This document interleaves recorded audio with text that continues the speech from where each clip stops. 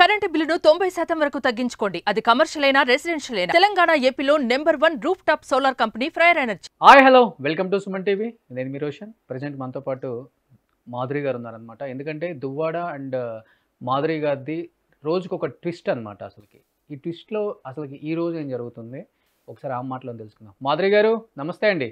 నమస్తే అండి. సో చూస్తున్నాం పూటకో ట్విస్ట్ ఉంది అండ్ దువ్వాడ వర్సెస్ మాధురి గారి విషయాలలో. అండ్ ఒక పక్కన ఆమె కొన్ని కండిషన్స్ పెట్టారు. నిన్నటి నుంచి ఆ కండిషన్స్ బాగా వైరల్ అవుతున్నాయి. ఇల్లు కావాలని, తన స్థిరాస్తులు మొత్తం కూడా పిల్లల పేరున రాయాలని, అండ్ తన తర్వాత కూడా పిల్లలకి ఆ ఇల్లు రావాలని చెప్పేసి, ఇంకొకటి విడాకులు ఇవ్వకూడదని చెప్పేసి. అంటే ఇలా చూస్తే ఆ కండిషన్స్ చాలా అప్లై ఉన్నాయి అనమాట. ఇటు పక్కన ఆ కండిషన్స్ గురించి కూడా మీరు మాట్లాడటం జరుగుతుంది.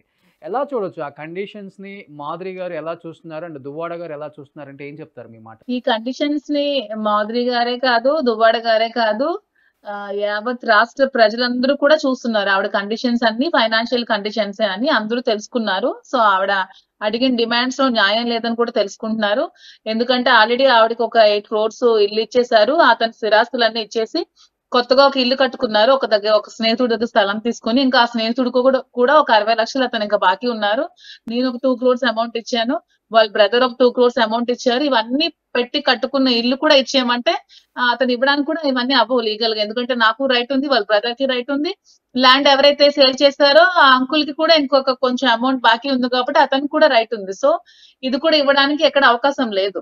ఇవి డిమాండ్స్ అన్ని ముందు నుంచి కూడా ఫైనాన్షియల్ డిమాండ్స్. ఇవి ఇప్పుడు వస్తున్న ఎలిగేషన్స్ కావు, 2 years నుంచి ఆవిడ చేస్తున్న డిమాండ్స్. తన భర్త గురించి కాదంటారు. భర్త గురించి పోరాడే మహిళ ఎవరు కూడా ఉన్న ఇంటిని కూడా లాక్కోవాలని చూడదు. భర్తకి ఉన్న హౌస్ కూడా లేకుండా చూడాలని చూస్తుందంటే అది భర్త కోసం చేస్తున్న డిమాండ్స్ కాదని మొత్తం ఈ రాష్ట్ర ప్రజలే కాదు, 2 రాష్ట్రాల తెలుగు ప్రజలు కూడా తెలుసుకున్నారు. అంటే నేను చూశానండి, మీరు కూడా మాట్లాడారు క్లియర్గా. ఇప్పుడు ఏదైతే ఇంటి కోసం పోరాడుతున్నారో వాణి గారు, ఆ ఇంటిలో సగం డబ్బులు నేను కూడా పెట్టాను, నా భాగం కూడా ఉంది. కానీ నేను ఆ ఇంటి కోసం పోరాడట్లేదు అండ్ నాకు ఆ ఇల్లు కూడా అక్కర్లేదు, ప్రాపర్టీస్ కూడా అక్కర్లేదు. నాకు కావాల్సింది దువ్వాడ శ్రీను గారు అని చెప్తున్నారు. అంటే ఏంటి అంత స్పెషల్? అంటే ఆస్తులు వద్దు, శ్రీను గారే కావాలంటానికి గల రీజన్ ఏంటి అసలుకి? అంటే ఆస్తులు 1,000 కోట్ల ఆస్తుల కంటే విలువైన వ్యక్తిత్వం ఉన్న మనస్తత్వం ఉన్న మనిషి దువ్వాడ శ్రీనివాస్. సో ఆస్తుల కంటే విలువైన వ్యక్తిగా నాకు అనిపించారు కాబట్టి ఆస్తులు అక్కర్లేదని చెప్పి ఆ రోజే ఆ స్థిరాస్తులన్నీ ఇచ్చేస్తున్నాను, నేను ఇలా నిలువు నీడ లేకుండా ఉంటున్నాను అన్నప్పుడు కూడా మీరు భయపడకండి, మేము సపోర్ట్ చేస్తామని చెప్పి దగ్గరుండి మేము హౌస్ కన్స్ట్రక్షన్ చేసి ఇవ్వడం జరిగింది. చెప్తారా దాంట్లో? అయితే ఇప్పుడు ఆమె ఏదైతే ఫైట్ చేస్తున్నారో ప్రెస్ మీట్ లో శ్రీన్ గారు కూడా చెప్పారు కదా, ఆల్రెడీ ఒప్పుకున్నారు కదా. అవును, మాధురి ఒక 2 crores ఇచ్చింది, ఈ మధ్యన కూడా 50 lakhs వర్క్ చేయడానికి ఇచ్చిందని తను కూడా ఒప్పుకున్నారు కదా. మీరు ఏదైతే ఆ ఇంటి కోసం డబ్బులు ఇచ్చారో మీ దగ్గర అన్ని కూడా ప్రూఫ్స్ ఉన్నాయని చెప్తారు మీరు. అయితే అది బ్యాంక్ స్టేట్మెంట్స్, ప్రూఫ్స్ ఉన్నాయి, అగ్రిమెంట్, బ్యాంక్ స్టేట్మెంట్స్ ఉన్నాయి, క్యాష్ ఇచ్చినప్పుడు రాసుకున్న అగ్రిమెంట్ ఉంది. అగ్రిమెంట్ కూడా నాకు అంత ఇంపార్టెంట్ కాదు. నేను అసలు అగ్రిమెంట్ కూడా వద్దన్నాను, అంత అవసరం లేదు, మేమేమి మీకు అప్పుగా ఇవేమి ఇవ్వట్లేదు, మీకు ఎప్పుడుంటే అప్పుడు వీలు చూసుకొని మాకు ఇవ్వండి అని చెప్పాము. లేదంటే మేము అక్కడ పైన హౌస్ మేము తీసుకుంటామని చెప్పాము. ఎలాగైనా పర్వాలేదు, అది ఇవ్వకపోయినా పర్వాలేదు. అంటే ఏది ఆశించి అయితే నేను ఇవ్వలేదండి. అంటే మళ్ళీ ఇస్తారని గాని మళ్ళీ తీసుకోవాలని గాని ఆలోచనతో అయితే నేను ఇవ్వలేదు కాబట్టి ఈ రోజు అతను ఏది చేసినా ఓకే అని చెప్పడానికి రెడీగా ఉన్నాను. ఫైనాన్షియల్ గా అయితే మాకు ఆలోచన లేదు. అంటే పూటకో ట్విస్ట్ ఎందుకు చెప్పారంటే, ఫస్ట్ ఈ ఇష్యూ రేజ్ చేసినప్పుడు పెద్దగా ఎవరు కూడా ప్రజలు పెద్దగా దీని గురించి ఆలోచించలేదని చెప్పుకోవచ్చు. ఎందుకంటే ఒకవైపున మీరు సోషల్ మీడియాలో చాలా యాక్టివ్గా ఉన్నారు. రోజుకు ఒక సినిమా పాట మీద రీల్ చేయటం, డ్యాన్సులు చేయటం అండ్ పూటకో డైలాగ్ చెప్తూ చాలా చాలా కామెడీగా తీసుకున్నారు జనం. అండ్ ఫస్ట్ సెకండ్ డే నుంచి ఇది జనంలోకి అంటే గట్టిగా ఆలోచించే విధంగా వెళ్ళిందని చెప్పుకోవచ్చు. అండ్ ఒకవైపు ఆమె భర్త గురించి ఫైట్ చేస్తున్నట్టు, ఒకవైపు మీరు ఆయన గురించి ఫైట్ చేస్తున్నట్టు నడిచింది. కానీ గత 3 days నుంచి కేవలం ప్రాపర్టీస్ మాత్రం మీదే గొడవ జరుగుతుంది. అండ్ దట్టు మీరు కొంచెం సోషల్ మీడియాలో యాక్టివ్ కాబట్టి నేను ఒక పాట కూడా పాడారు, కరిగిపోయాను కర్పూర వీణల. అండ్ ఇంకొకటి మీరు ట్వీట్ చేశారు కూడా వేరే దాని గురించి కూడా. ఎందుకంటే అలా పాట పాడాల్సి వచ్చి అండ్ అది పోస్ట్ చేయాల్సి వచ్చింది అండ్ దీని గురించి ట్వీట్ చేయాల్సి వచ్చిందంటే ఏం చెప్తారు? కథ కొలిక్కి వచ్చి పెట్టారంటారా లేకపోతే ఇంకా కొనసాగుతుందని పెట్టారా? కథ కొలిక్కి వచ్చి అని కాదు, నేనెప్పుడు ఒక ఇంటెన్షన్ తోనే ఉన్నాను. అంటే నేనెప్పుడు ఫ్యామిలీని దూరం చేయాలని చూడలేదు, నేనెప్పుడు పిల్లల్ని దూరం చేయాలని చూడలేదు. నేనెప్పుడు అతను కష్టాల్లో ఉన్నప్పుడు సపోర్ట్ చేస్తూ ముందుకు నడిపిస్తూ పాలిటిక్స్ సపోర్ట్ చేయాలనే ఆలోచనతోనే ఉన్నాను. కాబట్టి నేను ఎప్పుడు ఫ్యామిలీ విషయాలు ఇంటర్ఫీర్ అవ్వలేదు. కాబట్టి అదే విధంగా లైఫ్ లాంగ్ అతనితో ఉందామని అనుకుని డిసైడ్ అయ్యి ఇప్పటికీ అలాగే ఉన్నాను, ఎప్పటికీ అలాగే ఉంటాను. సో హాస్పిటల్లో ఉన్నప్పుడు ఎందుకంటే కొంత వందల మంది మహిళలు నాతో ఉండేవాళ్ళు, ఫ్యామిలీస్ అన్ని ఉండేవాళ్ళు. చనిపోదామని క్షణికావేశంలో నిర్ణయం తీసుకున్నాను. సూసైడ్ చేసుకుందాం అనుకున్నాను. చావు అంచుల దాకా వెళ్ళాను. ఎందుకు ఆ పని వెళ్ళి వచ్చిన చేశారు? తర్వాత అంటే డ్రామా, హైట్ డ్రామా అని కొంతమంది అంటున్నారు. నిజంగానే చనిపోవాలని చేశారని చెప్పేసి కొంతమంది మాట్లాడుతున్నారు. కొంతమంది కారు అంటున్నారు. ఇంత సిచ్యువేషన్ హై గాని డ్రామా చూస్తే ఎందుకు? మీరు ఆగున్న ఒక వెహికల్ గుద్దుకొని అంటే చచ్చిపోవడానికి చాలా మార్గాలు ఉన్నాయి కదా అసలుకి. ఎందుకు అంత హై డ్రామా ఆడాల్సి వచ్చిందని అనే వాళ్ళకి ఏం చెప్తారు మీరు? హై డ్రామా చేసి జీవితాంతో ఆడుకోవాల్సిన అవసరం అయితే లేదు. ఎదుటోళ్ళ జీవితాలతో, నా జీవితాలతో ఆడుకొని హై డ్రామా చేసిన అవసరం లేదు. ఎవరైతే హై డ్రామా చేశారనుకుంటున్నారో వాళ్ళందరికీ మానవత్వం అనేదే లేదని నేను అనుకుంటున్నాను. ఎందుకంటే ప్రాణాల మీదకి తెచ్చుకొని హై డ్రామా చేసుకోవాల్సిన అవసరం లేదు. మీరు కార్ చూసినా, కార్ యొక్క సిచ్యువేషన్ చూసినా మీకు అర్థమవుతుంది. చూసాం. అదే నేను అదే సీట్ బెల్ట్ కూడా పెట్టుకోలేదు. నేను కారులో వెళ్తున్నప్పుడు పిల్లలు మాట్లాడిన మాటలు నన్ను ఇబ్బందికి గురిచేసి, నన్ను మానసికంగా క్షోభకు గురిపెట్టిన ఆ టార్చర్‌ని భరించలేక నేను ఆ క్షణంలో క్షణిక ఆవేశంతో, డిప్రెషన్‌తో తీసుకున్న నిర్ణయం తప్పితే, ఇది డ్రామా అన్న వాళ్ళకి నేను ఒక్కటే మాట చెప్తున్నాను. మీరు డ్రామా నా లైఫ్‌తో నేను చెలగాటం ఆడుకుంటున్నాను. ఇది డ్రామా అని ఎవరైనా అనుకుంటే వాళ్ళందరికీ మానవత్వం లేదు. క్లియర్‌గా చనిపోయే చెప్తున్నా. అంత ఆలోచన వచ్చింది అంటే తప్పు చేశామన్న ఆలోచన మీలో ఉందా? నా వైపున తప్పు తప్పు జరిగింది. నా వైపున చేశామన్న ఆలోచన నాకు తప్పు చేశామన్న ఆలోచన లేదు. లేదు కాబట్టే నేను మీడియా ముందుకు ధైర్యంగా వచ్చి ఎదుర్కొన్నాను. ఫేస్ చేశాను. అందరికి జరిగిన వాస్తవాలను చెప్పాను. అప్పుడు అందరూ కూడా అక్కడ జరిగిన నిజానిజాలు తెలుసుకున్నారు. పిల్లలు చిన్న పిల్లలు కదా! పసిపిల్లలు కదా! పిల్లలు అలా మాట్లాడేసరికి కొంచెం బాధ అనిపించి పిల్లలే ఇలా ఏడుస్తుంటే ఎందుకు బతకాలని చిన్న డిప్రెషన్‌కి గురై జస్ట్ ఒక చిన్న వీక్ మూవ్‌మెంట్‌లో ఆ నిర్ణయం నేను తీసుకున్నాను. అంతేగాని నేను తప్పు చేయలేదు. తప్పు చెయ్యను. ఎప్పుడు కూడా నా తల్లిదండ్రులు తప్పు చేసే విధంగా నాకు పెంచలేదు. నేనేం చేసినా కరెక్ట్ గానే చేశాను. నేను ఏ నిర్ణయం తీసుకున్నా కరెక్ట్ గానే నిర్ణయం తీసుకున్నాను. తీసుకున్నాను కాబట్టి ఒక మనిషికి సపోర్ట్‌గా నిలబడ్డాను. ఎప్పుడు నిల్చుంటాను. ఎవరు కష్టాల్లో ఉన్నా సరే నేను ముందుండే వ్యక్తిని. అది అందరికీ తెలుసు మా నియోజకవర్గం ప్రజలకి. సో నేనెప్పుడు ఏ ఓకే. తప్పు చేయలేదు. మాధురి గారు ఒక మాట చెప్పండి. ఇప్పుడు మీకు పెళ్లయింది, ఆయనకి పెళ్లయింది. పెళ్లయినంత మాత్రాన వ్యక్తులు మళ్ళీ కనెక్ట్ అవ్వకూడదని ఎక్కడ రాజ్యాంగంలో రాయలేదండి. అది కొన్ని కొన్ని కారణాల వల్ల కనెక్ట్ అవుతుంటాం. ఒకటి వాళ్ళ ఇష్టాలు, వీళ్ళ ఇష్టాలు వాళ్ళు కలవటం వల్ల కనెక్ట్ అవుతారు. లేకపోతే శారీరకంగా కలిసిన తర్వాత కనెక్ట్ అవ్వడం కొన్ని విధాలుగా ఉంటుంది. మీ ఇద్దరి మధ్య శారీరక సంబంధం ఉందా అంటే ఏమని చెప్తారు మీరు? మా మధ్యన శారీరక సంబంధం లేదండి. మా మధ్యన ఉన్నది ఒక మానసికమైన సంబంధం. హ్మ్. అన్నిటికంటే గొప్ప అంటే సంబంధం ఏం అది. పేరు పెట్టొచ్చు ఆ సంబంధానికి? దాన్ని ఫ్రెండ్‌షిప్ అనుకోవచ్చండి. అంటే ఫ్రెండ్‌షిప్ ఒక అనే ఒక స్నేహం. బాండింగ్ ఉంటే ఇంత దూరం రాదు గదండీ! అసలకి ఇప్పుడు ఇంత దూరం రాదు కదా! ఆమేమో కొన్ని అంటే పేర్లు పెడుతుంది. ఒక ఇప్పుడు మీరు బగ గూడా ఒక ఒక పదం వాడారు. అడల్టరీ అని ఒక పదం వాడారు. ఆ! అది గూడా ఏండి చాలా అసలు ఆ రోజు నేను హ్మ్. మీడియాలో అడిగిన ప్రశ్నలకి నేను ఆ రోజు ఆవేశంలో ఒక ఇచ్చిన సమాధానం అడల్టరీ అనే వర్డ్ పట్టుకొని చాలా ట్రోల్స్ చేశారు.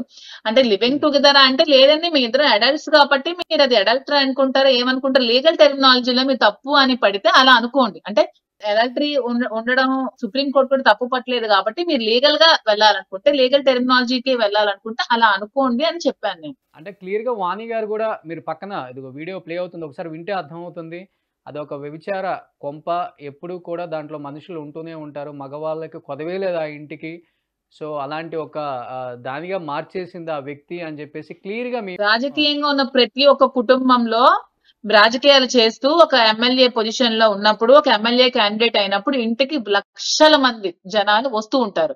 వాళ్ళ ప్రాబ్లమ్స్ కి వాళ్ళ అవసరాలకి. అలాగా రాజకీయ పరంగా వచ్చిన వ్యక్తులకి వ్యభిచార కొంప అంటే ఆవిడ అందరినీ కామెంట్ హ్మ్. చేసినట్టే. ప్రతి ఒక్క రాజకీయ నాయకుడిని కామెంట్ చేసినట్టే. ఇది అందరూ తీసుకోవాల్సిన విషయం. రాజకీయ నాయకుడి ఇంటికి ప్రతి ఒక్క వ్యక్తులు తమ తమ కష్ట సుఖాలను పంచుకోవడానికి, తమ కష్టాలను తెలుపుకోవడానికి, తమ బాధలు చెప్పుకోవడానికి ప్రతి ఒక్కళ్ళు కూడా వస్తూ ఉంటారు.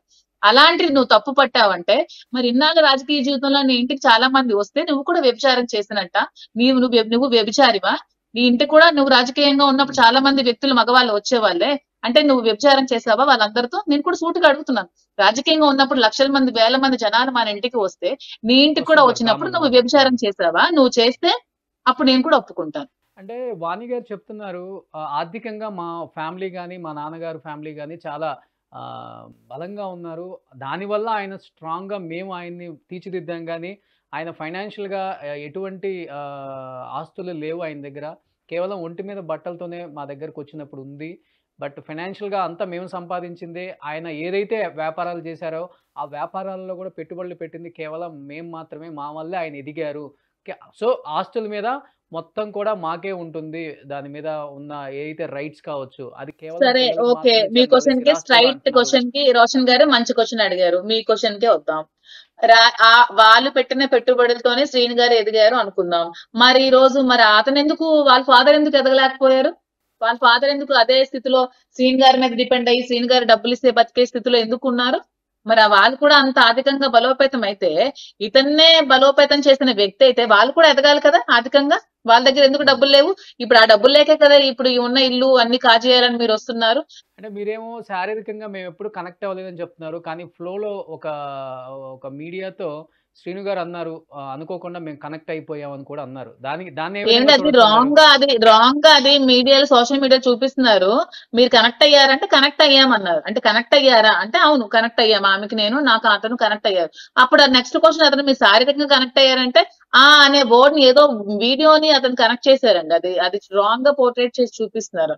ఎవరు కూడా అలా మాట్లాడలేదు అసలు. అది ఒక రాంగ్ వేలో అంటే దేవుడు చూపిస్తున్నారు ఆ సాక్షిగా వీడియోని. శారీరకంగా ఇప్పటి వరకు మీరు కానీ ఆయన కానీ ఇంతవరకు కలవలేదని చెప్తారు.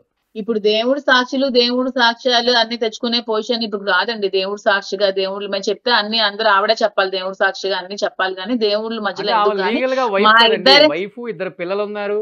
ఈ దానికి ఏం పేరు ఫ్యామిలీని పెట్టాలి ఆవిడ కదా అందరూ కొలాప్స్ అనుకునేది చేసుకొని ఇప్పుడు. 2 years అయిందండి. నాకు నా భర్త వద్దు అనుకొని నువ్వు గంటే ఇంటి నుంచి పోరా అని చెప్పి పంపించి 2 ఏళ్ళు అయిందండి. ఇప్పుడు వచ్చి హైడ్రామా చేస్తోంది. అది ఫ్యామిలీ ఓకే. కదా భర్త కదా అని మీరు సెంటిమెంటల్ గా వెళ్ళకండి. ఆవిడ గురించి తెలియదు కాబట్టి. 2 సంవత్సరాలు ఓకే. అయింది భర్తని ఇంటి నుంచి గెంటేసి, ఇంటి నుంచి తరిమేసి అన్ని గడిచి 2 ఏళ్ళు జరుగుతోంది. ఇప్పుడేదో వచ్చి ఫ్యామిలీ కదా అంటే ఫ్యామిలీ సెంటిమెంట్ గా మీరు చూడకండి. ఆవిడ ఒక చీటర్, ఆవిడ ఒక 420, ఆవిడ ఒక ఫ్రాడ్ లేడీ. ఆవిడ ఏదైనా చేస్తుంది. మొగుడిని చంపడానికి వచ్చింది. మీరే చూసారు అందరూ. ఆవిడ ఏదైనా చేయగలదు. సో ఫ్యామిలీ కదా ఇది కదా అని చెప్పకండి. ఫ్యామిలీ కదా ఇదని చెప్పి 2 సంవత్సరాలు ఏమైపోయారండి? 2 సంవత్సరాలు తండ్రి ఏమవుతున్నారో ఇప్పుడు ఇంత డేరింగ్ మీద ట్రెస్ పాస్ చేసి ఇంట్లోకి వచ్చిన మీరు 2 సంవత్సరాలు అతను రాజకీయంగా తిరుగుతూనే ఉన్నారు కదా రోడ్ల మీద. అప్పుడు ఎందుకండి పట్టుకెళ్ళలేదు ఇంటికి? ఎందుకు ఈ డ్రామాస్ అన్ని చేస్తున్నారు? ఇంకెంతకాలం మభ్యపెట్టాలని చూస్తున్నారు? జనాన్ని మీరు మాధురి అందరూ గారు తెలుసుకోండి. ఒకటి చెప్పండి. అంటే ఆర్థికంగా కావచ్చు, పొలిటికల్ గా నేను ఎదగాలన్న సెల్ఫిష్నెస్ తో కావచ్చు, మీరు ఆయన్ని అడ్డం పెట్టుకొని ఈ స్థాయికి వచ్చారా? లేకపోతే ఆర్థికంగా గానీ, పొలిటికల్ గా గానీ మీ ఒక ఏమండి అండ ఉంటే ఆర్థికంగా నేను ఒక అతనికి అండ ఉంటే బాగుంటుందని మిమ్మల్ని పెట్టుకొని ఆయన ఈ స్థాయికి వచ్చారా? ఏం చెప్తారు మీరు అసలు దీనికి? అతను స్థాయికి ఎప్పుడో వచ్చారు. అతను 25 సంవత్సరాల నుంచి ప్రజల మధ్యలోనే ఉన్నారు. అతనికి స్థాయికి రావాల్సిన అవసరం లేదు. ఫైనాన్షియల్ గా ఉన్నవన్నీ ఈవిడికి ఇచ్చేసి కోల్పోయి నిలబడ్డారు.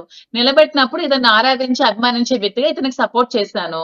అంతేగాని నేను బ్లాక్ మెయిల్ చేసి నిజంగా రాజకీయాలు రావాలనుకుంటే మరి నేను ఏదైనా పదవిలో ఉండాలి కదా. ఉన్న పదవిని కూడా నేను వదిలేసాను, రిజైన్ చేసేసాను. మహిళా అధ్యక్షురాల పదవి కూడా నేను రిజైన్ చేసేసి నాకు పదవులు అవసరం లేదు, ఓన్లీ పార్టీ కోసమే పనిచేస్తానని పనిచేశాను. మరి నిజంగా బ్లాక్ మెయిల్ చేసేది అనేది ఏదైనా పోర్ట్ఫోలియో తెచ్చుకొని ఉండేదాన్ని కదా. నేను కష్టపడి ఏదో ఒకరోజు తెచ్చుకుంటాను అనుకున్నాను కానీ ఏ రోజు కూడా బలవంతంగా బ్లాక్ మెయిల్ చేసి తెచ్చుకోవాలని నేను ఏ రోజు కూడా అనుకోలేదు. బట్ మాధురి గారు ఎప్పుడైనా అంటే వాణి గారు మీ హస్బెండ్ కి ఫోన్ చేసి మీ మీద బ్యాడ్ గా చెప్పటం, నా భర్తతో ఇలా కలిసి ఉంటుంది, చెప్పడాలు అన్ని వాళ్ళు ఇల్లీగల్ జరిగిందండి. గా చెప్పడాలు అన్ని జరిగింది. తీసుకున్నారా? నెగిటివ్ గా తీసుకున్నారా? మీ భర్త అతను ఎలా ఉంటారు పాజిటివ్ గా అసలుకి అప్పుడు వ్యక్తిగతంగా? నెగిటివ్ గా తీసుకున్నా ఇప్పుడు అతను అర్థం చేసుకునే స్థితికి వచ్చారు. అతను కూడా ఇప్పుడు మీడియా ముందుకు ఆవిడ రావడం, ఆ డబ్బుల కోసమే ఇవన్నీ చేసిందని తెలిసినప్పుడు ఇప్పుడు కొంచెం పాజిటివ్ గా తీసుకున్నారు. అందుకని అతను కూడా ప్రెస్ మీట్ దగ్గరికి వచ్చి చెప్పారు. ఇప్పుడు ఏవి చెప్తే నేను నమ్మే స్థితిలో లేను, క్యారెక్టర్ అసాసినేషన్ చేసి. ఎందుకంటే అతను ఒక ఫారెన్ లో చదువుకున్నారు, ఒక ఎడ్యుకేటెడ్, ఒక ఎంటెక్ మెకానికల్, ఒక మెరైన్ చీఫ్ ఇంజనీర్. వాళ్ళంతా ఫారెన్ కల్చర్ లో ఉంటారు కాబట్టి అతను అర్థం చేసుకున్నారు ఇప్పుడు అంతా. ఎందుకంటే ఆవిడ డిమాండ్స్ అన్ని చూస్తుంటే అర్థమవుతుంది. ఆవిడ అన్ని ఫైనాన్షియల్ డిమాండ్స్ చేస్తుంది, ఫైనాన్షియల్ గానీ అన్ని కావాలంటుంది. ఎక్కడ కూడా భర్త కావాలనుకోవట్లేదు. సో ఎలిగేషన్స్ ఇవన్నీ చేసినవన్నీ నిజాలని వాళ్ళు కూడా తెలుసుకున్నారు. అందరూ కూడా కానీ ప్రజలందరూ కూడా వాళ్ళ తెలుసుకున్నారు. పిల్లలు వాళ్ళ ఫాదర్ గురించి ఫైట్ చేస్తున్నారు కదా, మాకు మా నాన్న కావాలి అని ఫైట్ చేస్తున్నారు. 2 years ముందే ఫైటింగ్ ఎందుకు చేయలేదు? 2 సంవత్సరాల ముందు మీ అమ్మగారికి టికెట్ వచ్చినప్పుడు మీ అమ్మతో మీరు తిరిగిన మనుషులు నాన్నకి టికెట్ వచ్చినప్పుడు నాన్న పక్కన ఎందుకు లేరు? అమ్మకి టికెట్ వచ్చినప్పుడు నాన్న పక్కన కండువా వేసుకొని తిరిగిన మీరు నాన్నకి టికెట్ వచ్చినప్పుడు నాన్న పక్కన కండువా వేసుకొని ఎందుకు తిరగలేదు? నాన్న ఏ రోజు తిన్నారా లేదా ఎందుకు అడగలేదు? నాన్న పేషెంట్ హాస్పిటల్ అడ్మిట్ అయినప్పుడు ఎందుకు రాలేదు? ఇవన్నీ చేయని మీరు ఇప్పుడు ఎందుకు తండ్రి గుర్తొచ్చారు? అంటే ఇప్పుడు డబ్బుకు ఆర్థికంగా మీకు కావాల్సి కాబట్టి తండ్రి గుర్తొచ్చాడా? తండ్రి కష్టాల్లో ఉన్న తండ్రి గుర్తులేదు. తండ్రికి మీరే కదా ముగ్గురు కలిపి మెడపెట్టి బయటకు గెంటేసిన వ్యక్తులు ఇప్పుడు తండ్రి కావాలని ఎలా అడుగుతున్నారు? ఒకటే క్వశ్చన్ రోషన్ గారు, తండ్రికి ఎమ్మెల్యే టికెట్ వచ్చినప్పుడు మీరందరూ ఎందుకు లేరు పక్కన? ఆ రోజు ఎందుకు ఫైట్ చేసుకోలేదు? ఆ రోజు నాన్న నువ్వు కావాలి నువ్వు వెళ్ళదని ఎందుకు ఫైట్ చేయలేదు? ఈ రోజు ఎందుకు ఫైట్ చేశారు? ఇవన్నీ తెలుసుకోవాలి. ఓకే. అవంతా ఒక డ్రామా, అంటే వాళ్ళ హై డ్రామా. ఫ్యామిలీ ఆయన దూరంగా పెట్టింది కాబట్టి మీరు చాలా సెంటిమెంట్ గా ఆయన కనెక్ట్ అయ్యారని చెప్పుకోవచ్చు. మీరు చెప్పే ఎస్ 100% అండి. కోణాన్ని ఫ్యామిలీ చూస్తుంటే. దూరంగా పెట్టింది. నన్నే ఎలిగేషన్ గా చూపించి దూరం పెట్టింది. నన్నే ఎలిగేషన్ గా చూపించి అతను టికెట్ కాజేయాలని చూసింది. నన్నే చూపించి అతను రాజకీయ భవిష్యత్తు తీయాలని చూసింది. అదే టైంలో ఎదుగుతున్న నన్ను కూడా బదనాం చేయాలని చూసింది. కాబట్టి అతన్ని నేను చూసుకోవాల్సి వచ్చింది. ఇదే క్లియర్. ఓకే. బట్ నిన్న మీకు యాక్సిడెంట్ అయినప్పుడు కావచ్చు, లేకపోతే ఈ 1 వీక్ నుంచి ఆయన మీకు టచ్ లో ఉన్నారా? మళ్ళీ అదే విధంగా అదే ప్రేమ 100% టచ్ లో చూపిస్తున్నారా? ఉన్నారు. ఇద్దరి మధ్య రోజు ఆ కాల్ ప్రేమ చేస్తారు. హాస్పిటల్ ఉన్నప్పుడు కూడా దగ్గరుండి అపోలోకి అడ్మిట్ చేసి హాస్పిటల్కి వచ్చి లేదు. చూసారా? భయాందోళనతో అతను ఉన్నారు కాబట్టి రాలేకపోయారు. లేదంటే ఖచ్చితంగా నా పక్కనే ఇటువంటి పొజిషన్ లో నా పక్కనే ఉండి నన్ను చూసుకునే వ్యక్తి దువ్వాడ శ్రీనివాస్. అంటే మీరైతే ఆయన వదులుకునే స్థితిలో లేరు. మీరైతే నేనైతే ఖచ్చితంగా అతన్ని ఆయన వదులుకునే కావాలని స్థితిలో అంటున్నారు ప్రతి లేదు. చోట కూడా. ఎప్పటికీ నేనైతే వదులుకోను కూడా. వదులుకోను అంటే ఇన్ ద సెన్స్ ఎలా అండి? అంటే ఎలాంటి బంధంతో వదులుకోవాలని చెప్తున్నారు మీరు? ఒక నేను ఫ్రెండ్‌షిప్పా? ఒక లేకపోతే నేను అతనికి ఎటువంటి సిట్యుయేషన్స్ వల్ల అతను ఒంటరి అయిపోయారో ఆ సిట్యుయేషన్ లో ఇప్పుడు నేను తోడుగా ఉండాలని కోరుకుంటున్నాను. పెళ్లి చేసుకునే అవకాశం ఉందా మీ ఇద్దరు? అది ఫర్దర్ గా ఆలోచించాలండి. అవన్నీ ఫ్యూచర్ లో ఇంకా చాలా టైం ఉంది. వాటికి ఆలోచించే టైం చాలా ఉంది. ఎప్పుడైనా అంటే ఆలోచించే అలాంటి టైం టైం ఉంది అంటే వచ్చినప్పుడు మీ మైండ్‌లో ఆలోచన అయితే ఉందంటారు. బట్ అంటే మీరు సోషల్ మీడియాలో చాలా సుపరిచితులండి అందరికి కూడా. అంటే మంచి అందంతో అందరిని కూడా ఆకట్టుకుంటారు. మంచి మంచి పాటలకు రీల్స్ చేస్తూ ఉంటారు. నేను కూడా కొన్ని చూసాను కూడా. శ్రీను గారి మీద ఒక పాట పాడాలంటే ఏం పాట పాడతారు ఇప్పుడు? శ్రీని గారి మీద పాట పాడాలంటే చాలా పాటలు ఉన్నాయి శ్రీని గారి మీద పాడాలంటే. ఒకటి పాడండి మాధురి గారు. అంటే అతనికి ఇష్టమైన పాట మధురాతి మధురం. ఓకే. మధురాతి మధురం మన ప్రేమ మధురం. ఓకే అండి. అంటే ఫైనల్‌గా ఏం చెప్పాలనుకుంటున్నారు మాధురి గారు ఈ ఇష్యూ గురించి? ఈ ట్విస్ట్‌లకి ఎండ్ కార్డ్ ఉందంటారా? లేకపోతే ఈ ట్విస్ట్‌ల మీద ట్విస్ట్‌లకి ట్విస్ట్‌లు ఎండ్ కార్డ్ రెడీ ఎప్పటికీ ఉండదు. ఎందుకంటే ఫైనాన్షియల్ గా ఆవిడ ధనదాహం అనేది ఎప్పటికీ తీరదు. ఆవిడ ఎంత ఇస్తున్నా ఇంకా డిమాండ్స్ చేస్తూనే ఉంటుంది. ఇతను ఈ ఇల్లు కూడా ఇచ్చేసి ఇప్పుడు మళ్ళా వచ్చి ఇంకో ఇల్లు కట్టుకున్నా సరే అక్కడ కూడా రావాలని కోరుకునే ఉంటుంది. ఎందుకంటే ఆమె నోటితో ఆమె చెప్పింది ఆస్తులన్నీ ఇచ్చేసి ఊరొదిలి వెళ్ళిపోమని చెప్పింది. ఆమె ధనదాహం తీరదు. మీరు ఇతనికున్న ఫేమ్ ని ఎప్పుడు వదిలిపెట్టి వెళ్తారా మీరు కూడా? నేనెందుకండి వదిలిపెట్టి వెళ్తాను? చెప్పాను కదా లైఫ్ లాంగ్ నేను అతనితో కలిసి ఫ్రెండ్ గా ఉంటానని చెప్తున్నాను కదా! నేనెందుకు వదిలిపెట్టి వెళ్తాను? నేనెప్పుడు వదిలిపెట్టి వెళ్ళను. మరి మీరు లైఫ్ లాంగ్ థాంక్ యూ. అతనితో ఫ్రెండ్‌గా నేను ఉండిపోతానంటే మీ భర్త ఏం కావాలి మరి? మీ భర్త, మీ పిల్లల గురించి ఏం నేను ఫ్రెండ్ గా ఆలోచిస్తారు? ఉండిపోతానన్నాను గానీ, ఇప్పుడు భర్త మొన్నటి వరకు దూరం పెట్టారు. కానీ ఇప్పుడొచ్చి నాకు సపోర్ట్ చేశారు. అండర్‌స్టాండింగ్ తో మాట్లాడిన తర్వాత అప్పుడు నిర్ణయాలు ఎలా ఉంటాయో కలిసి మాట్లాడతాం. మళ్ళీ నాకు ఈ గొడవ జరక్క ముందు వరకు కూడా మీ వారు దూరంగానే ఉన్నారు మీకు. ఉన్నారు. 1 ఇయర్ నుంచి దూరంగా ఉన్నారు. నేను సూసైడ్ చేసుకున్నానని తెలిసాక అలా సూసైడ్ చేసుకోవడం తప్పు. చాలా ఎలిగేషన్స్ వస్తాయి. నీకు ఇష్టమైన పొలిటికల్ లైఫ్ లో నువ్వు ఉన్నావు, ధైర్యంగా ఎదుర్కొంటున్నావు, బాగా బతుకుతున్నావు అనుకున్నాను గానీ, ఆత్మహత్య చేసుకునేంత పిరికిదాను అనుకోలేదు. ఆత్మహత్య ఆ! చేసుకోకూడదు. అలా నువ్వేమి సొసైటీకి ఏం చెప్దాం అనుకుంటున్నావు ఆత్మహత్య చేసి? నువ్వు బ్రతకాలి. బ్రతికి నువ్వేంటో నిరూపించుకోవాలి గానీ, ఇలా అంటే ఆత్మహత్య బయట కూడా ఒక చేసుకోకూడదని టాక్ ఉంది చెప్పారు. మాధురి గారు. కేవలం మీ ఇద్దరి మధ్య బంధం చూడలేక ఆయన మీకు దూరంగా ఉన్నారు అనే మాట వాస్తవమా? లేదండి. ఈవిడ చేసిన ఎలిగేషన్స్ చూడలేక నాకు రాజకీయ లైఫ్ ఇష్టం. తిను కష్టపడుతోంది. ఇన్ని ఎలిగేషన్స్ వచ్చినా కష్టపడుతోంది.